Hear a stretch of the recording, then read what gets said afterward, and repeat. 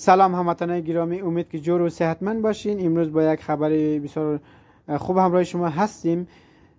دوستان عزیز، والدین محترمی که میخواهند برگه معرفی نامه تحصیلی دریافت کنن، دیگر لازم نیست شما به کدام دفاتر کفالتی یا مثلا کدام دفاتر دیگه مراجعه کنین. با تایید مرکز امور اتباع خارجی سر از امروز تاریخ 21 مهر 1404 شما میتونید توسط سایت کانون نوبت.ir یا کانون نوبت.ir ثبت نام کنین و با این برگه را دریافت کنین.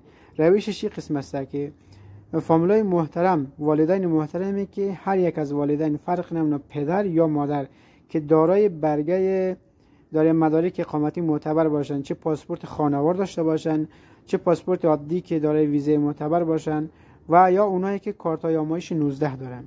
شما اگر میخواهید برای فرزندان خود برگه تحصیلی 1404 دریافت کنین، شما با استفاده از موبایل، لپتاپ شخصی یا مراجعه به کارفرمایید وارد سایت کانون نوبت.ir میشین و اونجا با دو تا گزینه مواجه میشین. یک گزینش هست که دانش آموزی 1404 ویژه و شناسایی دانش آموزی 1404 ویژه. گزینه دومیشی هست.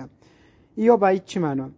ببین دوستایی که فرزندانشان مثلا از سالهای قبلی برگه تحصیلی دارن یا دارای مدارک هستن، شما گزینه اولی یا دانش آموزی 404 ویژه را انتخاب کنین که مستقیم شما را برگه درخواست شما در اسلام شهر ارسال میشه و کسایی که مثلا پسرانشان مثلا دارای برگه تحصیلی از سال قبل نبوده یا مثلا مدارک ندارن، اینا گزینه دوم شناسایی دانش آموزی 1404 ویژه را انتخاب کنن که این شما را یک نوبت میده در دفتر کفالت. اونجا مورین، اونجا معرفی نامه برای شما داده میشه، معرفی نامه نه برای شما شناسایی میشه، مدارک پسر شما گرفته میشه. بعد این دفتر کفالت شما را یک نوبت میده در اسلام شهر، اونجا باز برگه شما میایه. دوستانی که میخواین معلومات دیگه درباره مهاجرین دریافت کنین، لطفاً کانال ما را لایک کنین، کامنت کنین تا ویدیوهای بعدی را انشالله به زودترین وقت ببینین.